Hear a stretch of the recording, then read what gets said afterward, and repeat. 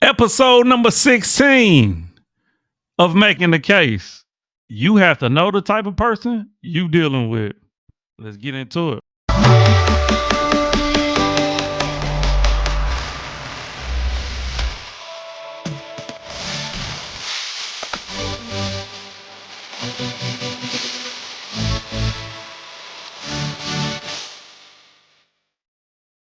Hey, welcome back. Episode number 16 of Making the Case. Yours truly, Dr. Jacob Isom, educator, author, speaker, entrepreneur, father, all that type of stuff. Right. Glad you can make it back. As you can see, once again, we turn them out.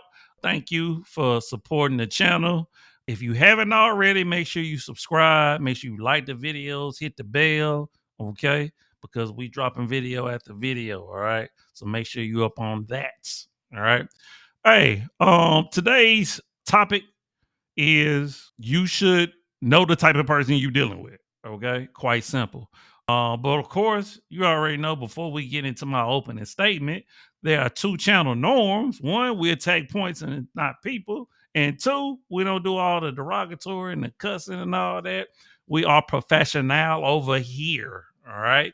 And also, before we move on, I just have to say that I have more energy than I really thought because it's been a long day. It's been a long week. Okay. So, hey, I got to give the people what they need. All right. It might not always be what you want, but it definitely is what you need. All right. Oh, so let's get into my opening statement. Now, why do I say you should understand the type of person that you're dealing with? Because many of us understand that there are different types of personalities, there are different type of temperaments. We hear a lot of time of like people who have a type A personality. We hear all the time people are narcissistic, even though, of course, that's a reach a lot of times. If we really break it down, it's not that it's narcissism. Now, it might be selfishness, but maybe not to the extreme of narcissism, right? So it's very beneficial, particularly when you out there dating, to understand what type of person that you're dealing with. All right. So in this video, in this episode for today, we're going to look at the different types of personality and the different types of people that exist out there. All right. We're going to have a couple of different pieces of evidence that addresses some different types of personalities. Some will be similar, some will be a little bit different, but I just want to put out there to you of the different type of personalities that you will see out there, because a lot of us, of course, we have friends with those type of personalities and we get along with them for a reason, right? It's some personalities that we come in contact with and we like, I can't stand them, and that's for a reason. All right. So whether it's friendship, whether it's dating, marriage, etc., or working relationship, you need to understand what type of people that you're dealing with and how to handle those type of people. All right. Now, sometimes is best.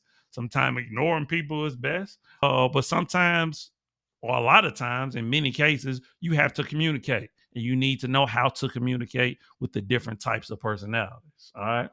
So, without further ado, let's get into my very first piece of evidence, shall we? All right. So, for my first piece of evidence, we're going to start with the least and then work our way up to the greatest. Here in a second, you'll see exactly what I'm talking about. So, for my first piece of evidence, we're talking about the main personality traits. All right. So, in this article, that's actually from Time, I guess Time magazine is more digital now. I guess they still put out print. I don't know. I haven't read anything from Time in a very long time. So, but let's get into it. So, the name of this article is These Are the Four Big Personality Types According to Science. All right. So, let's see what these big four personality types are. Personality tests are beloved by high school guidance counselors, self-help book authors, but less so by many scientists. There's controversy among them over whether clear-cut personality types exist at all. A large new study published in Nature Human Behavior, however, provides evidence for the existence of at least four personality types: average, reserved, self-centered, and role model. Each one of these is based on the extent to which people display 5 different major characteristic traits, including neuroticism, extroversion, openness, agreeableness, and conscientiousness. It's funny because I've never heard those 4 that they use: average, reserved, self-centered, and role model. So I'm interested to see what they actually have to say about them.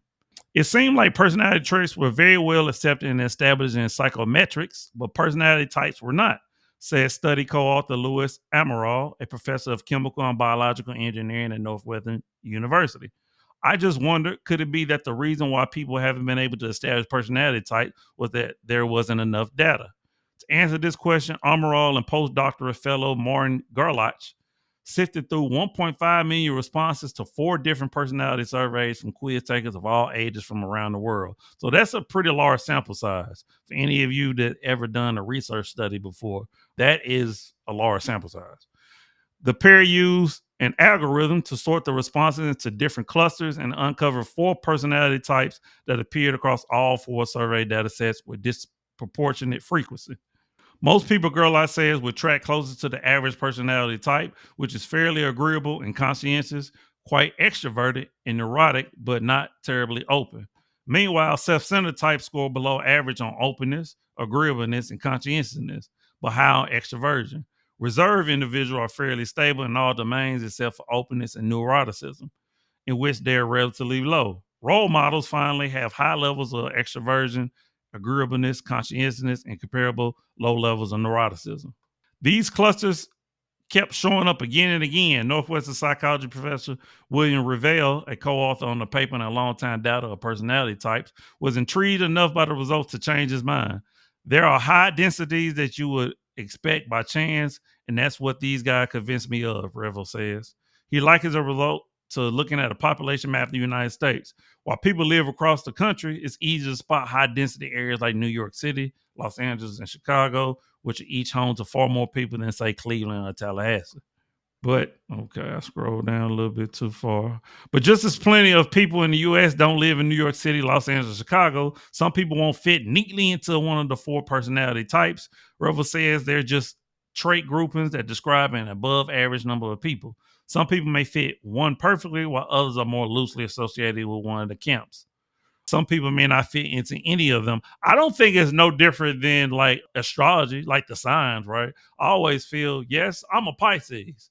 So when I read the characteristics of a Pisces, yes, it fits me very well. But when I read like a Sagittarius or a Cancer or a Virgo, I'm like, well, some of those traits fit me as well. So I think it's no different. You can't put everybody in a box. It's no different than religion. Like, everybody don't believe everything that's in their text. Politics, everybody don't believe everything when it comes to being a Republican or Democrat. So, I mean, I think it makes sense in that regard. In fact, girl, I say it's not possible to say exactly how many people fit squarely within each category because drawing hard boundaries around them is both difficult and somewhat arbitrary. Plus, people traits may change as they age. I agree with that. A disproportionate number of young people, for example, fit into the self-centered category, while more older people and women fall into the role model category, which that makes very much sense.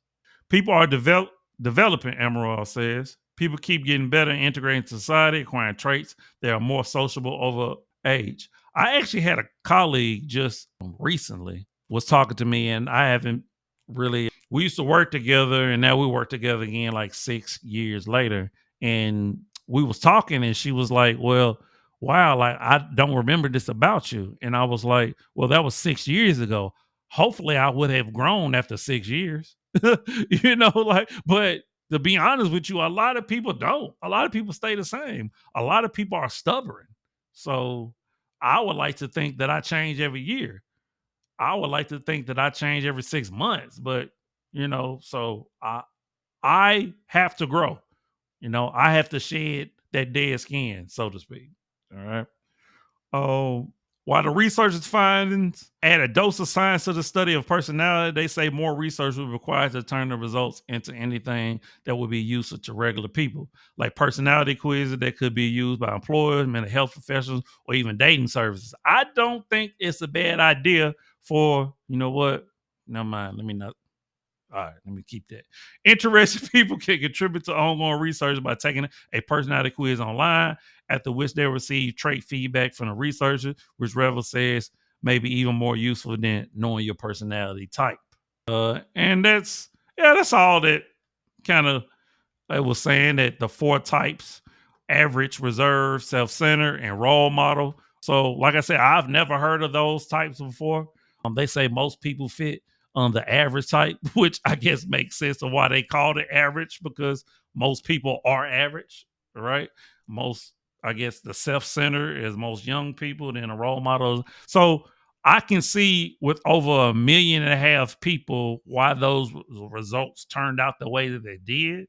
So it makes sense. So definitely look into those four different types if you're interested. As the article said, I definitely don't think it's a bad idea to do a personality test, particularly if you're in a relationship and you're heading toward marriage. If you're already married, you should have already did something like that, done counseling and things of that nature. But you really need to understand the type of person that you're dealing with and the type of people that you're around. Okay, let's get into the second piece of evidence. All right, so for my second piece of evidence, which actually is very similar to the first piece. So the first piece of evidence talk about like 4 main personality traits.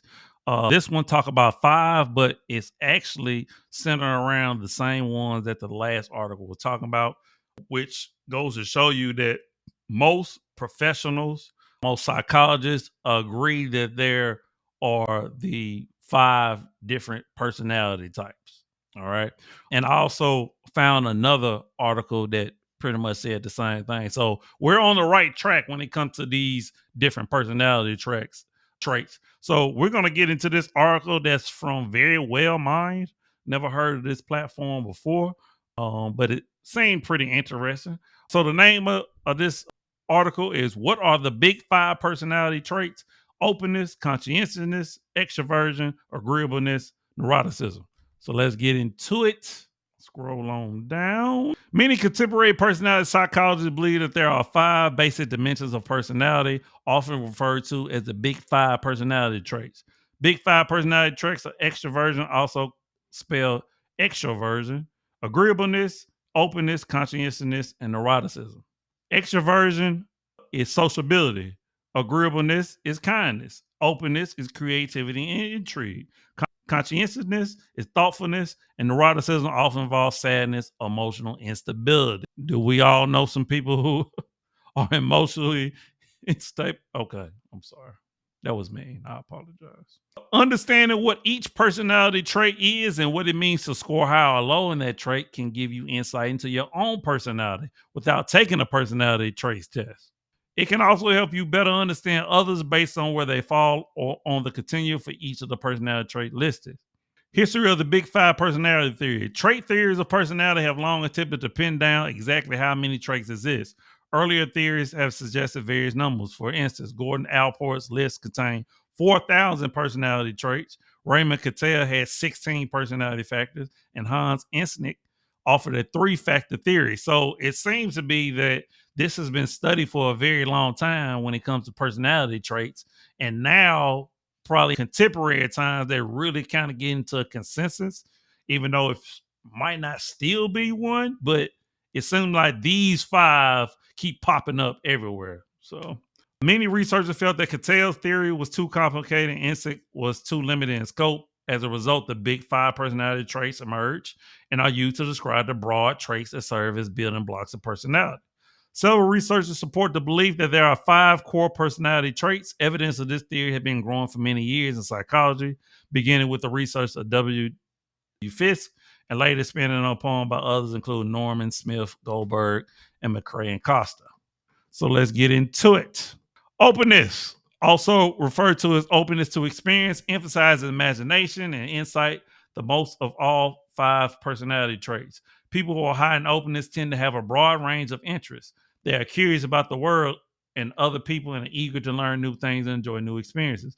People who are high in this personality trait also tend to be more adventurous and creative. Conversely, people low in this personality trait are often much more traditional, may struggle with abstract thinking. I will say that this personality trait fits me. I'm a creative. I'm someone who like to break down everything, so much so that I get on people's nerves when they talk to me sometimes. But hey, it is what it is. I can't help it. So I would say this personality trait fits me. But I imagine as we keep reading that maybe some other ones might fit as well. We'll see. So as we're going through this, see which one of these actually fits your personality and the people that you're involved with, family members and things of that nature. Conscientiousness. Among each of the personality traits, conscientiousness is the one defined by high levels of thoughtfulness, good impulse control, and goal-oriented behaviors. Highly conscientious people tend to be organized and mindful of detail. They plan ahead, think about how their behavior affects others, and are mindful of deadlines. Someone scoring lower in this primary personality trait is less structured and less organized. They may procrastinate to get things done, sometimes missing deadline and completely. Now, I will say this when it comes to being goal oriented, yes. Organized, no. Right. So it's some traits that'll fit me, some traits that wouldn't. So I would say that maybe I'm moderate on this, but the openness, I'm definitely high.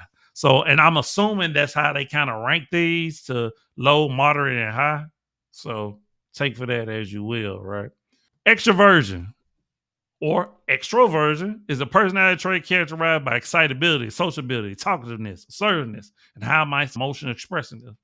People high in extroversion are outgoing and tend to gain energy in social situations. Being around others helps them feel energized and excited. People who are low in this personality trait or introverted tend to be more reserved. They have less energy to expand in social setting and social events, can feel draining. Introverts often require a period of solitude and quiet in order to recharge. I'm so in between an extrovert and an introvert. Like it's just crazy. Like I like my alone time, but I like to be in social situations sometimes. So once again, I think I'm moderate when it comes to that. So everybody know extrovert and everybody know introvert. So this kind of explains that. Agreeableness. This personality trait includes attributes such as trust, altruism, kindness, affection, and other pro-social behaviors. People who are high in agreeableness tend to be more cooperative, while those low in this personality trait tend to be more competitive, sometimes even manipulative. I'm low in this. It's not that I'm not agreeable, it's just that I'm a very competitive person. So far, openness is where I'm at. And I believe this is the last one. Neuroticism. Neuroticism is a personality trait characterized by sadness, moodiness, and emotional instability. Individuals who are high in neuroticism tend to experience mood swing, anxiety, irritability, and sadness. Those low in this personality trait tend to be more stable and emotionally resilient. Definitely stable, emotionally mature, as I like to say. So I would say I'm moderate to high when it comes to neuroticism. But I believe that's all five. And it is, and these just go to the positive and negative traits. So I really just want to read to you the difference in those five to see kind of where you fall at, to see where your loved ones fall at, your significant other. So openness, neuroticism, agreeableness, extroversion, conscientiousness. So just keep those in mind and kind of those broad areas into like how you are and which one. Because to me, openness and neuroticism are like a pair. I don't know if the extroversion and the agreeableness will be a pair. So you just really got to see kind of how the personality traits actually mesh with your own. So we're gonna get into the last one, and the last one got a little more to say about personality traits. So let's get into our all right. So for our last piece of evidence on the reason why you should know the different personality types or different types of people is quite simply there are many different types of personalities. And I imagine throughout your life, you've run into people that are totally the complete opposite of you. And the way that y'all interacted and talked to each other maybe could have been avoided if you understood what type of personality and what kind of traits that they had. Now, let's just be real. Some people are just very difficult to talk to and work with and things of that nature, right? But I think most people with a little ingenuity, with a little bit of thoughtfulness, right, a little foresight, that you'll be able to kind of work with people and understand them and be able to talk to them in a certain type of way. So for this last piece of evidence, it says the 16 personality types. All right. So this comes from a platform called BetterHelp. I'm pretty sure you've been seeing BetterHelp there. I think they're more of an online therapy service. They kind of came out of nowhere and just took the internet by storm. So they have this article called the 16 personality types, why knowing your type is important. So we're going to see what 16 types that they're addressing. All right, and see how different they are from the last two pieces of evidence that I presented to you. So let's get into it. All right.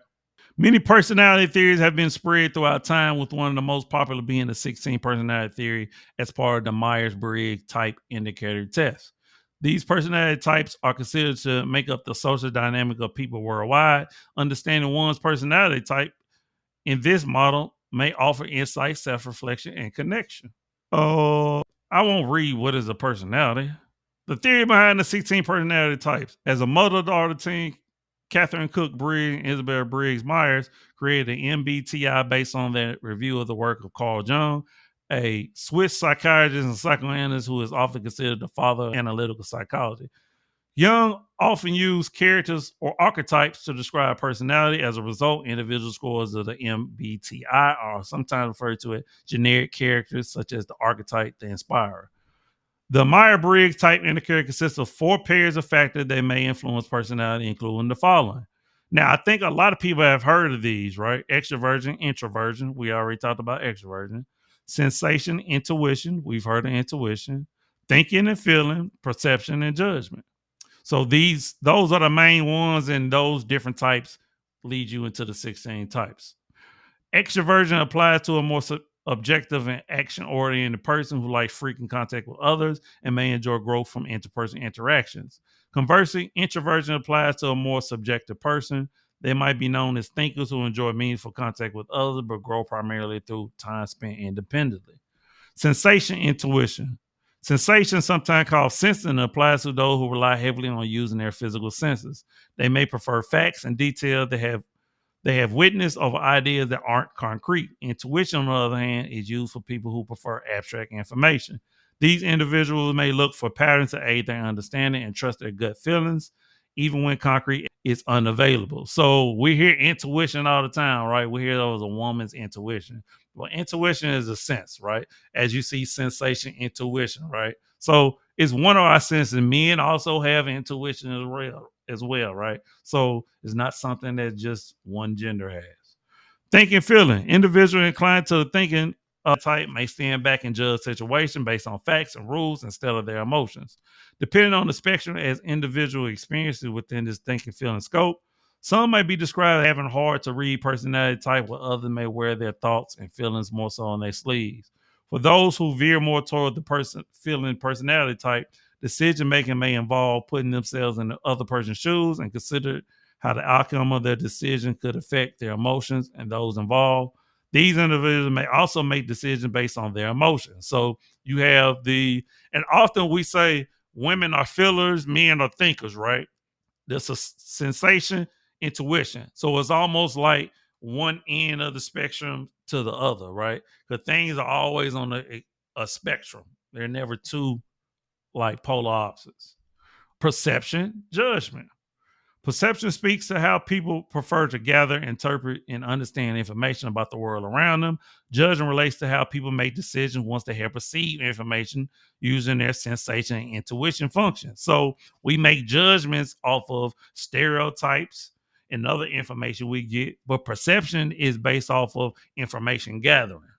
So these are 16 types. Let's get into it. So you got introverted, sensing, thinking, and judging. People with the ISTJ personality type may come across as calm, quiet, formal, proper, serious, and intimidated. These archetypes are inspector and a logistician. These individuals may have an eye for detail, prefer to follow the rules, and strive to fulfill any assigned duty. Tradition and hard work may be significant to them, as they are considered to have a keen sense of responsibility in all spheres of their life. They may take the time to consider all angles before forming an opinion. As a result, their conclusion may be well thought out. So think about you introverted, sensitive, thinking, and judgment. Then you got the introverted, sensitive, thinking, and perceiving. People with the ISTP personality type are often described as hard to read. They may be quiet, reserved, and reflective. However, when a problem or crisis arises, they spring into action and can take the lead in troubleshooting to find a quick, effective resolution. Since there's so many of them, I'm just going to read a part of them. But definitely, I say if you really want to go into depth with this, definitely go to BetterHelp and you can read this word for word if you would like to. Extroverted, sensitive thinking, and judging. People with ESTJ type consider hardworking traditionalists who enjoy tackling tasks immediately. They have little patience with nicety and struggle to pay attention to the feelings of others. Characteristics include, but not limited to, logical, realistic, dedicated, honest, responsible, effective. I would say that definitely fits me. Extroverted, sensitive thinking, and perceiving. ESTPs are considered the dynamo and the entrepreneur of the architect system. Those with this personality type can also be thought of as go-getters. Well, that fits me as well, too. They may seem constantly on the go and can think quickly, analyzing people's situation before coming to a conclusion. Oh my God, that don't fit me. Introverted, sensitive, feeling, and judging.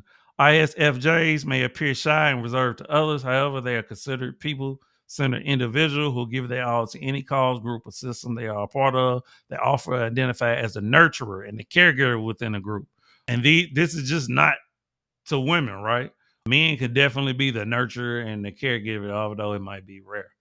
Introverted, sensitive, feeling, perceiving. ISFP personality types may not be leaders of social situations. They are, however, regarded as quiet, dependable, and trustworthy friends who may willingly offer support to those in need.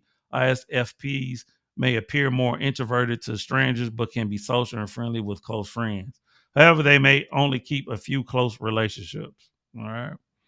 Extroverted, sensitive, feeling, and judging. As a caregiver or provider, ESFJs are dedicated and enthusiastically take on their responsibility. They may be considered warm and outgoing individuals or in tune with the emotion and needs of others. In addition, they may go out their way to satisfy those needs. Extroverted, sensitive, feeling, perceiving. The performer and entertainer archetypes often assigned to ESFPs.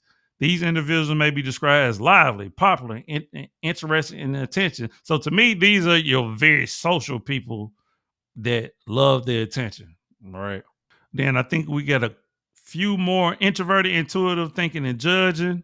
INTJs are often considered intelligent, quiet, and reserved. They may make positive leaders, but can also thrive without significant interpersonal contact. Their intuitive and thinking way make INTJs independent thinkers with strong personal opinion. I can say that fits me as well. Introverted, intuitive thinking and perceiving. INTPs are logical and rational thinkers who take pride in their intellectual abilities. They're often driven to explore and build knowledge. In the company of others, they may come across as reserved, interpersonal, hard to read, and lost in their heads. Introverted, intuitive thinking and judging, often regarded as the commander and the executive. Individuals who display the ENTJ personality type often appear larger than life to those around them. They're strategic leaders, able to organize others and delegate duties to affect change and achieve objectives. So these are your definitely like leaders that stand out in the crowd. Extroverted, intuitive thinking and perceiving, standing up for what they believe in is one of the primary characteristics. These individuals are unafraid to question the status quo and often present arguments to support their viewpoint. Oh my God, so many of these me so much. Introverted, intuitive, feeling, and judging. INFJs are caring motivators focused on striving to actualize their vision of harmony for humanity. Although they are reserved, they may be positive and supportive listeners. INFJs identify as sensitive to the emotions of others with the ability to read people and situations clearly. So these are empathetic, sympathetic people, right? Introverted, intuitive, feeling, perceiving individuals with the INFP personality type are often considered imaginative idealists with a knack for finding creative solutions to problems. Normally quiet and sensitive, INFPs may hold their values dearly and become forceful and agitated in support of them. Extroverted, intuitive, feeling, and judging. The teacher, the protagonist personality, the giver are the most common descriptors associated with those with the ENFJ personality type. These individuals are often considered natural born leaders who thrive on inspiring others. So here's another one that's kind of a leadership. Other ones may have been more social and learned leadership, where this is natural born. Extroverted, intuitive, feeling, and perceiving, which is the last one. Individuals who have the ENFP personality type, often given the archetype label of the champion, the campaigner, the inspirer. They are project oriented, bringing a wide range of skills and ties and talents to any group they are a part of. So I believe with these 16 types, they give a more thorough breakdown. And actually, I think these are more suited into describing the different types of people, because they give a nice breakdown of like the provider, the champion, and things of that nature. So I definitely think this breakdown to the 16s is a little more specific. And I think the last two pieces of evidence were more broad, where you can lump these into those. So I definitely think that you should figure out which one of these suits you. And like I said, the people you love, your significant other, and things of that nature. And you'll get a better understanding and a better read on people like this, because you'll be able to point out, aha, that's the introvert. I think in the long run, it'll help you in your relationships or any kind. All right. All right. Oh, without further ado, let's get into my closing statement. So, why do I feel like it's important for you to understand not only your type of personality, but other people's personality? I believe that if we were to understand the type of people that were around us, their temperament, why they do the things that they do, we can lessen the amount of conflict.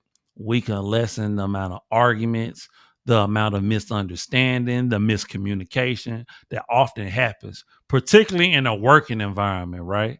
A lot of times we have conversation behind people back. Yes, talking behind people back.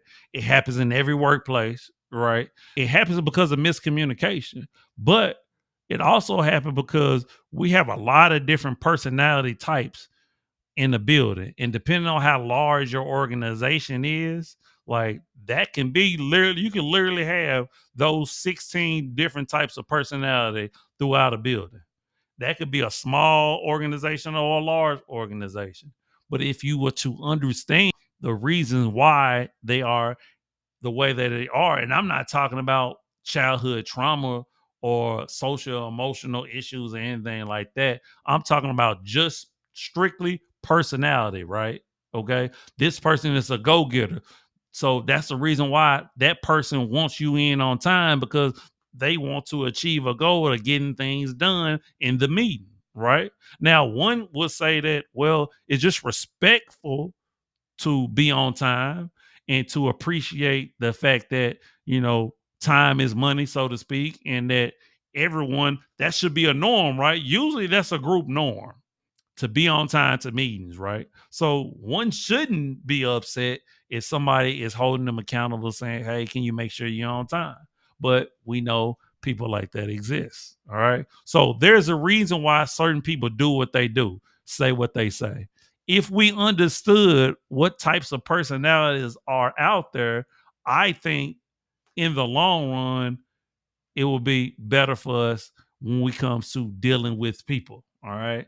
And I'm talking about strangers, everybody.